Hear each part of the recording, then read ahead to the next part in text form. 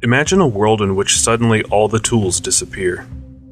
All buildings, cars, and machinery, or even basic tools such as knives, hammers, and shovels vanish. What would the economy look like if we had to do all the work with our bare hands? This is the situation in which the hero of this story used to live. On a remote island there was a fisherman. Maybe fisherman is too generous, because in a world without tools, his fight for survival was to jump into the sea and make desperate attempts to catch fish with his bare hands. It was not an easy life.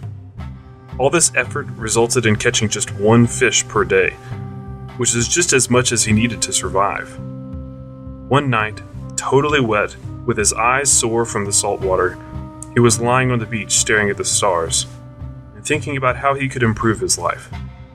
Then he came up with a brilliant idea. If I could just extend the reach of my hand, I might be able to watch the fish from above the water and probably catch more. He decided that in the morning he was not going to catch fish. Instead, he would devote this day to implement his plan. He searched the woods, looking for a strong, straight branch, which with great effort he managed to break off. Then, with a sharp shell found on the beach, he tried to sharpen the tip of the stick, which took him many hours. Finally, that evening, he fell on the sand, exhausted from hunger. He didn't eat that day, so he could build his invention. But he was happy because, in his imagination, he was already sitting on a heap of fish caught with the help of it. Falling asleep, he decided to call his invention Spear. In the morning, motivated, he grabbed the spear and began to work. Because the salty water did not flood his eyes, and a pointed end of the spear was more effective than his hands, he was able to catch 2 fish that day. Well, it was not a heap of fish yet, but the economy of the island did grow by 100%. More importantly, it opened up for him many more possibilities. He could now fish every second day, consuming his catch from the previous day. He could also go fishing every day, as before, and dry the excess fish and store it for worse times. Another option was to use free time to implement new ideas to increase his productive capacity. This would result in increasing his wealth and expanding the size of the island's economy. In this story, we come to a simple economic principle. Wealth is created through self-sacrifice and taking risks. The fisherman underconsumed and took the risk that his plan might not work, and that he would go hungry all day producing the spear needlessly. The fisherman's underconsumption can be simply called saving. In this case, the saving was a fish, which he would surely have caught if he had gone fishing. He used his saving to make a spear.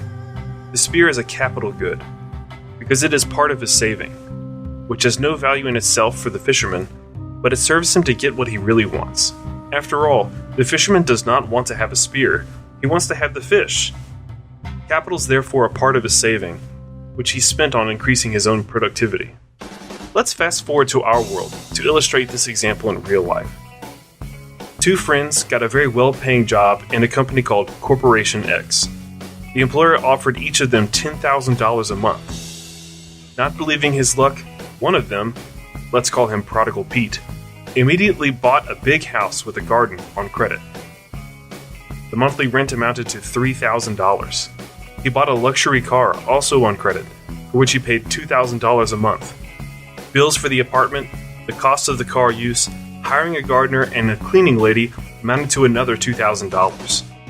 Prodigal Pete spent the rest on eating in fancy restaurants and hanging out with friends, who surprisingly became more numerous after he got the new work. At the end of the month, he had no money in his account left over. Meanwhile, his colleague, Thrifty Tom, knew the story of the fisherman that was told in his family for generations. After getting a job, he rented a medium-sized apartment, for which he paid $1,500, because he thought that currently the apartments were too expensive to buy, so he decided to wait for a better opportunity. His monthly ticket for the subway cost $100.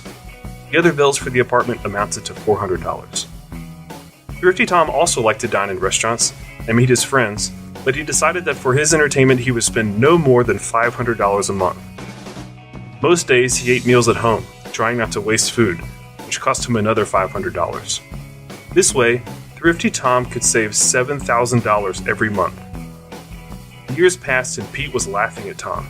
He used to say to him, "Get a life, man. Stop being a Scrooge." Or, "How's your car?" "Oh, sorry. I forgot you were still using the subway." Tom felt upset because he dreamed of a big house with a garden and a luxurious car. But common sense took precedence over whims. He invested his savings in various projects. He opened a small shop in the area, where he hired one employee. After paying for all the costs, his profit amounted to $1,000. Still, however, he did not increase his spending. After some time, he opened a restaurant, from which he drew profit of $2,000. Later, he bought a bit of real estate, partly on loan, and he rented it to various companies as office space. His gains after his loan payments amounted to $4,000. Tom kept acting. After a while, gains from all of his projects were already $15,000. Suddenly, hard times fell upon Corporation X. Because of some bad choices and a global recession, it had to fire 2,000 employees. Among them were Pete and Tom. Tom suffered a slight scratch on his honor, because no one likes to be fired, but other than that, he didn't care too much about the situation. He had an income in the amount of $15,000 per month from his investments and a large amount of savings. Pete, in turn, panicked. The bank demanded payments on a loan, which Pete managed to pay only half. Friends invited him out for the first week, but when they saw that Pete had financial problems, the invites began to fade quickly. Pete borrowed money from family to survive, but during the economic crisis, no one wanted to accept him, and certainly not for the high salary he earned before. Finally, Pete decided to sell the house and car because he was not able to make the minimum payments. The value of the car, although it was in perfect condition, fell dramatically because it was a few years old and no one wanted to buy it because people kept their money uncertain of their future. The house lost its value because Pete bought it at a time of great prosperity and high availability of cheap credit, which pumped up the prices of the property. As a result, it turned out that the market price of his home and the car were as much as the value of the loans, which Pete still had to pay. Pete was really hurt by the fact that for so many years he was paying the loans and now he was left with nothing. He still had to sell because he needed the cash right away. After a few days, Tom called him and said that he would buy both the car and the house. During the transaction, they talked for a while as old friends. Pete told him about his situation, and Tom, as a man full of empathy, said, "Listen, my friend, I was just going for an early retirement. I need someone capable to take care of my business. I know you are a good specialist. How about I hire you for $3,000 a month?" Pete felt relieved. Finally, someone wanted to hire him, and he was no longer burdened with loans. He accepted the job from Tom, rented a small apartment, and began to save. The story of the fisherman was based on the excellent book by Peter and Andrew Schiff, How the Economy Grows and Why It Crashes. We encourage you to read it.